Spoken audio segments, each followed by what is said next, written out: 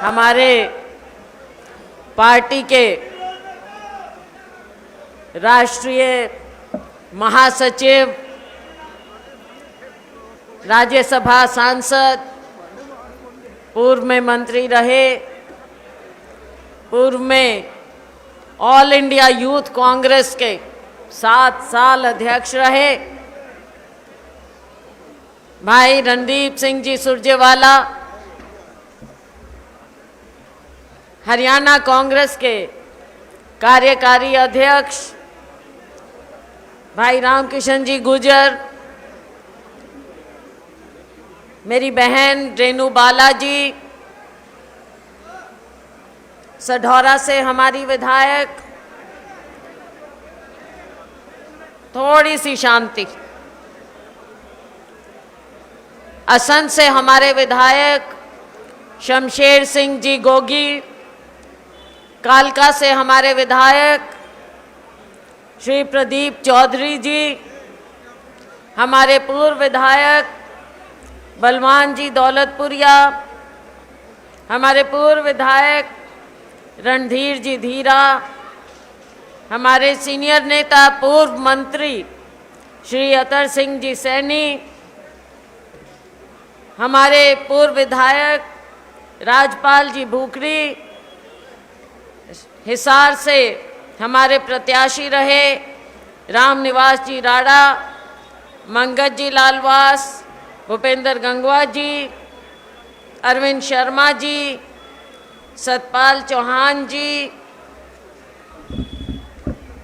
हमारे साथ आए अन्य सभी हमारे सम्मानित साथीगण, हरपाल बुरा जी, मेरे मीडिया के साथीगण, हमारे पुराने साथी वीर भानजी मेहता, जिन्होंने आज के जिद करके मुझे बार बार कहकर और डेट भी चेंज करवाते रहे हम, उसके बावजूद इतनी बढ़िया भारी सभी साथियों के साथ मिलकर इतनी शानदार ये मीटिंग की है हमारे भारत जोड़ो यात्रा के तहत। वीर भान मेहता जी, हमारे पूर्व सांसद चरणजीत जी रोड़ी, गोपीराम जी चाडीवाल, विनीत कंबोज जी, पवन बेनीवाल जी, हमारे साथी नवीन केडिया जी, संदीप नेहरा जी, राजेश चाडीवाल जी, रतन गैदर जी, जग्गा जी बराड़ डबवाली से,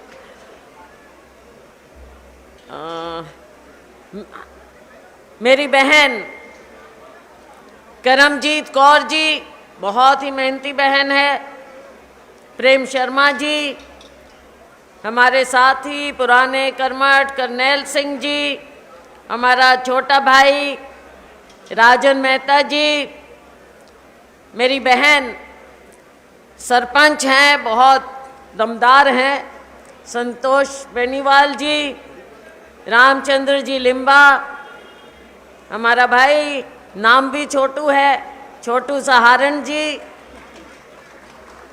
सुरेंद्र बंसल जी, मलकीत सिंह जी रंधावा, तेजबान जी पटवारी, हमारे पुराने साथी लादूराम जी पूनिया, राम सिंह जी सोलंकी चेयरमैन, सतपाल मेहता जी, केशव गोयल जी, भूपेंद्र ठाकुर जी, सुरजीत जी भावदीन,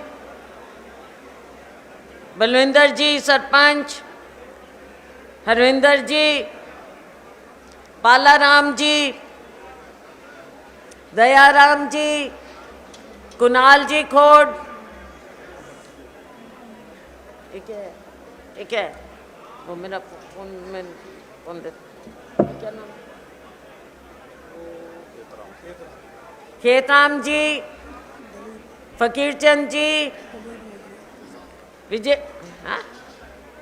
विजय शर्मा जी, बूटा सिंह जी थीन, जगदीश जी कंबोज, बलविंदर ने अच्छा बलविंदर, हाँ बलविंदर नेहरा जी, प्यार से तो हम और बोलते हैं ना, दुर्गा सिंह जी सरपंच, प्रोफेसर हरबख्श सिंह जी, बहन मंजू रानी जी ब्लॉक प्रधान, मांगेराम जी सरपंच कागदाना, सुभाष जी सरपंच, नरेश जी दड़ोलिया, ओम प्रकाश जी डाबर, राजेंद्र जोइया जी, परवीन बागला जी हमारे पुराने साथी, रमेश मेहता जी हमारे पुराने साथी, अनिल खोट जी, कुणाल का तो ले लिया, और कोई रह जाए तो बताते जाओ भाई, दिलीप नेजिया जी, भाई कोई रह अभी बता दो वरना गलती मेरी नहीं होगी तुम्हारी होएगी।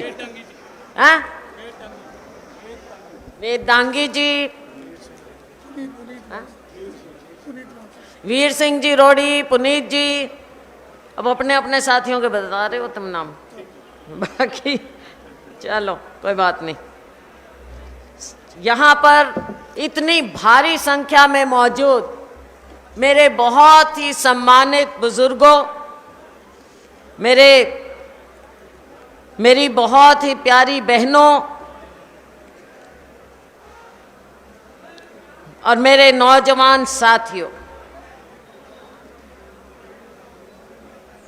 अभी जो भाई रणदीप जी कह रहे थे,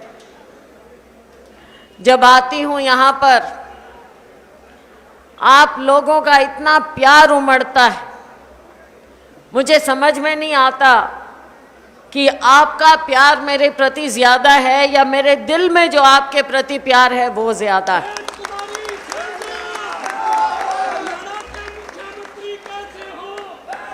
साथियों, ये कहने वाली बात नहीं, ये दिल की बात है।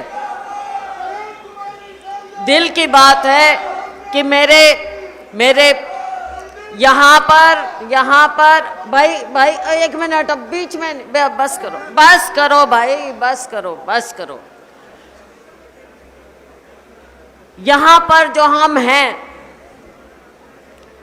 ये एक दिन का नहीं है, 2 दिन का नहीं है, 10 या 20 साल का भी नहीं, ये पीढ़ियों का रिश्ता है। मेरे पिताजी के समय से, आप लोगों के अपने समय से, आपके पूर्वजों के समय से, पिता के दादा के समय से जो ये हमारा रिश्ता बना हुआ है। आते हैं बच्चे कि जी मैं फलाने का पोता हूँ, फलाने का दोता हूँ, जी मैं फलाने का बेटा हूँ। लड़कियाँ भी जी मैं उनकी बहू हूँ।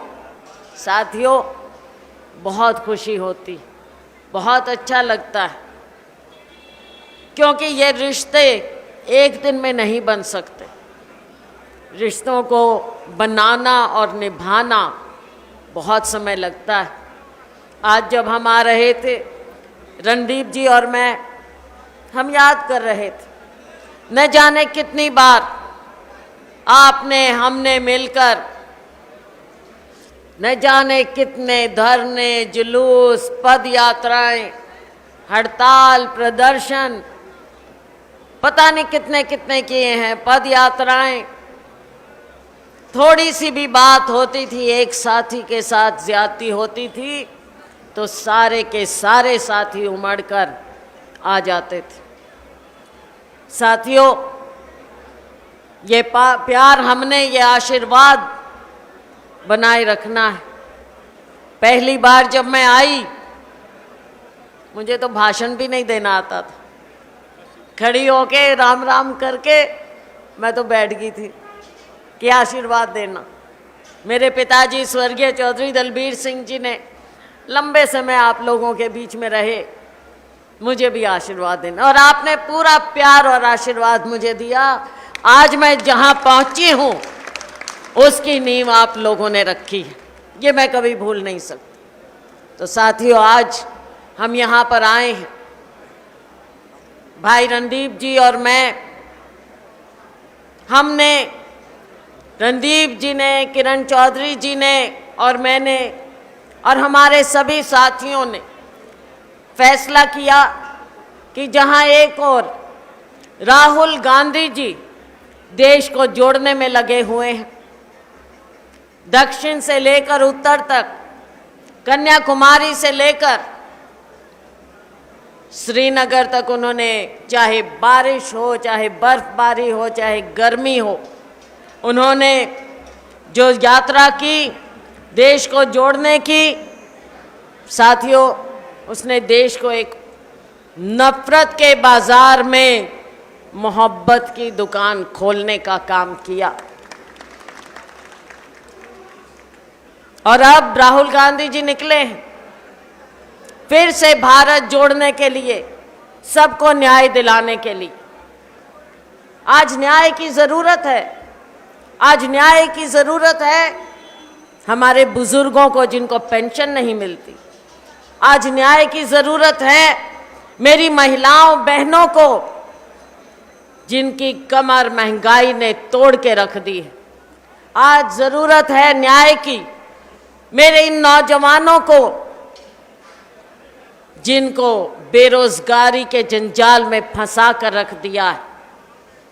आज जरूरत है न्याय की मेरे इन मीडिया के साथियों को भी जिनकी आवाज को दबाने का प्रयास किया जाता है। आज जरूरत है न्याय की मेरे सरपंच भाइयों को बहनों को जो अपने अधिकार के लिए अगर प्रदर्शन करते हैं तो उन्हें लहू लुहान किया जाता है। आज जरूरत है न्याय की कर्मचारियों को जिनके साथ जो अपनी बात अगर लेकर बैठते हैं उनको भी लाठियों की बौछार मिलती। आज जरूरत है मेरे किसान भाइयों को जिनके साथ धोखा किया गया, जिनको कहा कि एमएसपी का कानून बनेगा लेकिन आज तक उस कमेटी का ही नहीं पता चला कि उस कमेटी का क्या हुआ। आज जरूरत है मेरे मेहनतकश श्रमिकों को, मजदूरों को जो दिन रात मेहनत करते हैं, आज उनकी कौन सुध लेता है। हम मंडी में खड़े हैं साथियों, हमारे ये पल्लेदार भाई और बहन, इनको क्या मिलता है? क्या सरकार इनकी ओर देखती है कभी कि इनको भी इंसाफ मिलना चाहिए? गरीब से गरीब इंसान को इंसाफ मिलना चाहिए। आज ज़रूरत है गांव में शहर में मकान चाहिए, गरीबों को मकान चाहिए। हमने इंदिरा आवास योजना शुरू की थी। आज मुझे बताइए, सुनने में आता है कि प्रधानमंत्री आवास योजना कोई चल रही है, लेकिन ये नहीं पता कि वो आवास मिले किसको, किस गांव में किसको मिले। आज जो बदहाली हो गई है, आज उससे न्याय चाहिए और इस न्याय के लिए राहुल गांधी जी आवाज उठाते हैं। लोकतंत्र को बचाने के लिए राहुल जी और हमारे अध्यक्ष मल्लिकार्जुन जी खड़गे आवाज उठाते हैं, संसद में बोलते हैं और जब वो हिसाब मांगते हैं मोदी जी से, भारतीय जनता पार्टी की सरकार से, तो उनकी आवाज को बंद किया जाता है, माइक ऑफ कर दिए जाते हैं। और राहुल जी के साथ तो आपने देखा था क्या साजिश रची गई, उनकी सदस्यता ही भंग हो गई और जाकर न्यायपालिका से, सुप्रीम कोर्ट से उनको राहत मिली, क्योंकि आवाज उठाते हैं। राहुल गांधी जी ना डरते हैं और नारा दिया है कि डरो मत, डरो मत, और जो डरेगा नहीं साथियों, जीत उसी की होगी जो डरेगा नहीं। सच्चाई की जीत होती, बुराई की जीत नहीं। बुराई से, झूठ से सत्ता बेशक हथिया लें, लेकिन लंबे अरसे तक नहीं चलती साथियों। और भारतीय जनता पार्टी की तो आदत, जब चुनाव आता है कोई नया जुमला। मेरे मीडिया के साथी मुझे बताएं, हमने, कांग्रेस पार्टी ने, लोगों ने सरकार बनाई, कांग्रेस पार्टी की बार बार सरकार बनाई, लेकिन कांग्रेस पार्टी ने कभी झूठ बोलकर वोट नहीं लिया। आपसे झूठ बोला गया 15 लाख जेब में जाएंगे। मेरी माताएं बहनें बैठी हैं, सभी साथी बैठे, भाग भाग के अकाउंट खुलवा रहे थे। थोड़े बहुत जो मन में उनको पता था वो भी भाग के छुप के अकाउंट खुलवाए कि जब 15 लाख कोई किसी को बुरे लगते हैं क्या? मुफ्त में अगर आ जाए और प्रधानमंत्री जैसा आदमी, उस लेवल का आदमी कहे कि भाई 15 लाख दूंगा तो कौन ना करेगा। लेकिन बाद में ये मैं अपने मीडिया के साथियों से पूछना चाहूँगी कि 70 साल में राजनीति में कभी जुमला वर्ड सुना था क्या आपने? हमने तो कभी नहीं सुना। क्योंकि हमने कभी जुमलेबाजी की नहीं कांग्रेस ने। लेकिन जब इनकी सरकार बनी, इनके गृह मंत्री ने बोला, जब उनसे पूछा गया कि आपने 15 लाख कहे, हर साल 2 करोड़ रोजगार देने की बात कही, कहाँ गए? उन्होंने कहा ये तो चुनावी जुमला था। साथियों, जुमलेबाजी शब्द ये लोग लेकर आए हैं, और जब चुनाव आता है कोई ना कोई बात। इस बार भगवान राम, मुझे बताइए, अपने दिल पे हाथ रख के मुझे बता दे एक भी भाई या बहन कि राम किसके दिल में नहीं है। कोई कहेगा कि मेरे दिल में राम नहीं है, और हम सुबह उठते हैं, मिलते हैं, कहेंगे राम राम जी। सब करते हैं, आप करते हैं, अपनी संस्कृति है राम राम करना। अब ये भारतीय जनता पार्टी हमको कहेगी क्या? सर्टिफिकेट भारतीय जनता पार्टी देगी राम राम नाम लेने का? भगवान राम जी का राजनीतिकरण ना करें। भगवान जी हर दिल में बसते हैं। भगवान राम जी जब हम आप कोई नहीं थे, ना ये राजनीतिक पार्टियां थी, भगवान राम जी तब भी थे, हर एक दिल में थे। और जब आप हम कोई भी नहीं रहेगा, भगवान राम का नाम तब भी रहेगा। बीजेपी, आरएसएस इनका सर्टिफिकेट हमको नहीं दे सकती। तो मैं खास तौर से आपको कहूंगी कि जो ध्यान बांटने का काम हो रहा है भगवान राम के नाम पे, बेरोजगारी आसमान को छू रही, महंगाई आसमान को छू रही है, इन पर तो बात नहीं करनी। भगवान राम का नाम लो भाइयों। इन चीज़ों से बहनों सावधान रहना है। और हम अपने हरियाणा की भी बात करें, मुझे बताओ, अभी भाई रणदीप जी बताए, घोटाले पे घोटाले कितने हुए हैं। मीडिया के मेरे साथी आप लोगों ने तो गिने होंगे, आप तो रिपोर्टिंग करते हो। एक भी घोटाला मुझे बताइए जिसका अंजाम निकला हो और जो लोगों को, जिसमें पकड़े गए हो लोग और उनको सजा हुई हो, मुझे बता दो। एक भी घोटाला, चाहे रजिस्ट्री घोटाला, चाहे शराब घोटाला, कोई बात नहीं, चाहे कोई भी घोटाला। तो ये सब बातें साथियों आपको याद रखनी है। और अगर बात करूं मैं सिरसा की, हमारा टाइम था, दौड़ भाग करके हम काम करवाते थे। चाहे रेलवे लाइन की जो डबल उस समय हुई थी, रेलवे लाइन देश का सबसे बड़ा प्रोजेक्ट हम यहाँ लेके आए थे। सिरसा में सबसे पहला प्रोजेक्ट हम लेके आए थे।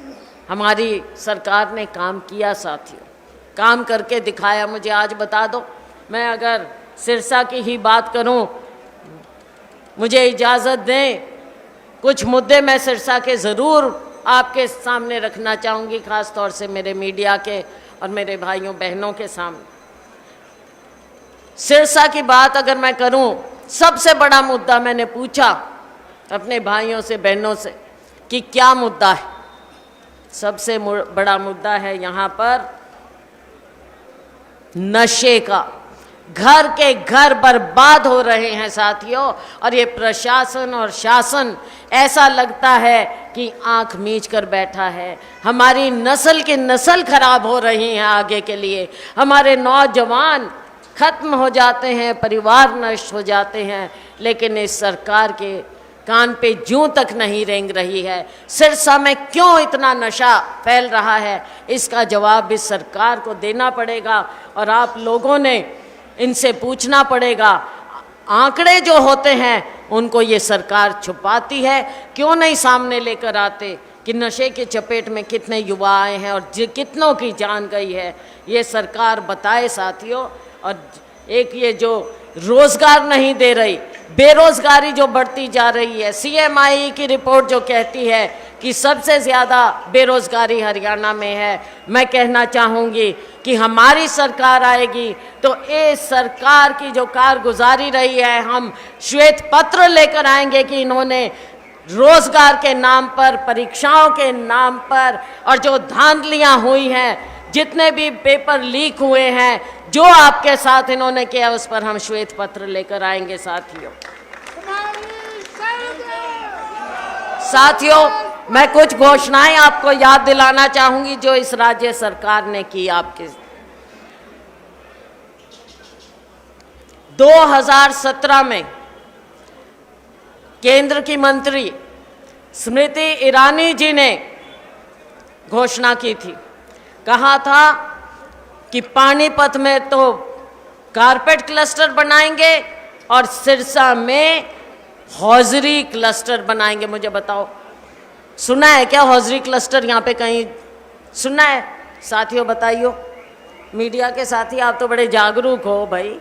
आप भी भूल गए, मुझे लगता है सब भूल गए घोषणाएं। सरकार तो भूल ही गई, लेकिन मैं याद दिलाऊंगी आप। 2017 में स्मृति ईरानी जी ने घोषणा की थी। आप बता देना कहीं वो क्लस्टर आपको मिल रहा हो तो रिपोर्टिंग कर देना, हम भी मान जाएंगे। 2018 में मेडिकल कॉलेज बनाने की घोषणा की गई। नवंबर 22 में कुरुक्षेत्र के एक कार्यक्रम में हमारी माननीय महामहिम राष्ट्रपति महोदया मुर्मू जी ने उसका शिलान्यास तक कर दिया था। लेकिन मुझे ये बता दो कि आज तक कोई काम शुरू हुआ है मेडिकल कॉलेज का? हुआ है? किसी को पता है? अगर पता हो तो बता देना भाइयों, ये मीडिया वाले हैं, इनको भी बता दियो, मीडिया के लोगों को भी। बयानबाजी चल रही है, लेकिन कब बनेगा मेडिकल कॉलेज कुछ मालूम नहीं। 2015 में घोषणा की गई थी कि अनाज मंडी, सब्जी मंडी, लक्कड़ मंडी और डेयरियों को शहर के बाहर किया जाएगा और जल्दी काम शुरू कर लेंगे। जमीन भी देख ली है, हो गया क्या? बाहर कर दी, मंडियां खुल गई, नई मंडी बन गई सब्जी की, अनाज की। अब आप देख लो, 2015 में सरकार ने घोषणा की थी कि जो पुरानी डीसी कोठी, मेरे तो याद है वहाँ हमने बहुत धरने जुलूस किए भाई, लाठियाँ भी खाई थी हमने वहाँ पे। पुरानी डीसी का जो था घर था, नहर कॉलोनी वाली भूमि पर मल्टीपर्पज़ मार्केट और मल्टी स्टोरी पार्किंग बनाई जाएगी। बन गई है क्या? देख के आए, चलें देखने। बढ़िया मार्केट बन गई होगी, पार्किंग भी करते होंगे लोग जो मार्केट में आते हैं।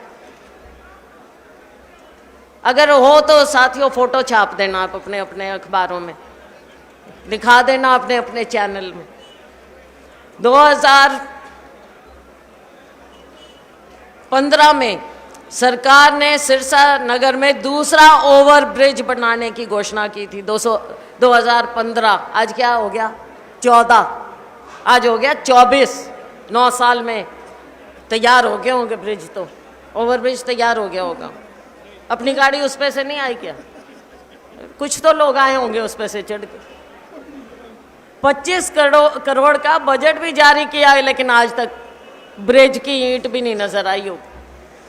2018 में साउथ बाईपास बनाने की घोषणा की और 10 करोड़ का बजट भी जारी करने का दावा किया गया था, लेकिन शायद वो भी घोषणा ही रहेगी। बाईपास का कुछ मालूम नहीं है, साउथ बाईपास कहाँ है। नगर परिषद से अलग कार्यालय बनाने की घोषणा की सरकार ने और 10 करोड़ का बजट भी जारी किया। तो बता दो नगर परिषद के कोई जुड़े हुए साथी कि क्या हो रहा है? कार्यालय तो भटक ही रहा है नगर में। हाँ, ये क्योंकि एक मेन मुद्दा है। बरसाती पानी की निकासी के लिए 8 करोड़ की योजना तैयार की और जिसका बजट बाद में बढ़ा के 38 करोड़ कर दिया साथियों, लेकिन आज तक इस पर कोई एक्शन नहीं हुआ है। आप मैंने जो ये मुद्दे आपके सामने रखे हैं, मुझे बता दो, अगर कुछ भी एक नाखून के लायक भी कोई काम हुआ तो आप बता देना साथियों। कहने का मतलब ये है, 15 में डिक्लेयर किया। तो साथियों बात कहने की ये है कि जब मैं बात करती हूँ कि बीजेपी, तो साथी कहते हैं जी बीजेपी ना बोलो। क्या बोलें जी? कहते हैं जी बोलो बहुत झूठी पार्टी, बोलो भारतीय जुमला पार्टी। अब ये तो लोगों की आवाज़ है भाई, हमने तो ये शब्द सुने भी नहीं थे। झूठ बोलना, जुमलेबाजी करना। साथियों समय आ गया, आपको सोचना पड़ेगा। हम पिछली बार 10 की 10 सीट हारे थे लोकसभा में, और क्या हाल हुआ लोकतंत्र का। पूरे विपक्ष को बाहर कर देते हैं, मनमानी करते हैं और अपनी मर्जी के बिल पास कर लेते हैं। आपकी आवाज़ कौन उठाएगा संसद में? ये नहीं उठाने देंगे। सवाल पूछे जाते हैं तो ज़रूरत है कि केंद्र में कांग्रेस पार्टी को आप मजबूत करें। ज़रूरत है हम राहुल गांधी जी को आगे लाएं। उनको मजबूती तभी मिलेगी जब हम हरियाणा से इन दोनों डबल इंजन की सरकारों के अगर हम कारनामे देख लें, मुझे नहीं लगता कि लोग कभी इनके साथ जुड़ेंगे। तो 10 की 10 सीट इस बार हमने कांग्रेस पार्टी को जितानी है और राहुल जी को मजबूत करना है साथियों। दूसरी बात, हरियाणा के चुनाव की भी 10 साल भुगत लिए, देख लिए जो मैंने अभी बातें रखी, और बातें बहुत सी हैं। बहुत समय हो गया आपको बैठे हुए, खाना अभी नहीं खाया अभी, मेरे को पता है। तो साथियों, आप इतने इत्मीनान से यहाँ पर बैठे रहे हैं, आपने हमारी बात सुनी, फिर आपके बीच में आएंगे ये कांग्रेस संदेश यात्रा लेकर रणदीप जी, किरण जी और मैं आपकी आवाज़ सुनने, आपको राहुल जी का, खड़गे जी का संदेश देने आपके बीच आए। आज आप सभी ने जो इतनी मेहनत करके, मैंने नाम कम लोगों के लिए, लेकिन मेहनत बहुत ज़्यादा हुई है और मन से जो लोग आए हैं, पुराने लोग, नए नौजवान, मेरी बहनें, मेरे बुज़ुर्ग, जिनका हाथ मेरे सिर पर हमेशा रहा है, तो मैं आपको वायदा करती हूँ कि आने वाले समय में हम सभी लोग मिलजुल कर आपके हक की लड़ाई लड़ते रहेंगे। और जब तक आप लोग मजबूत नहीं होंगे साथियों, हम भी चैन से नहीं बैठेंगे। आपका बहुत बहुत धन्यवाद। जय हिंद।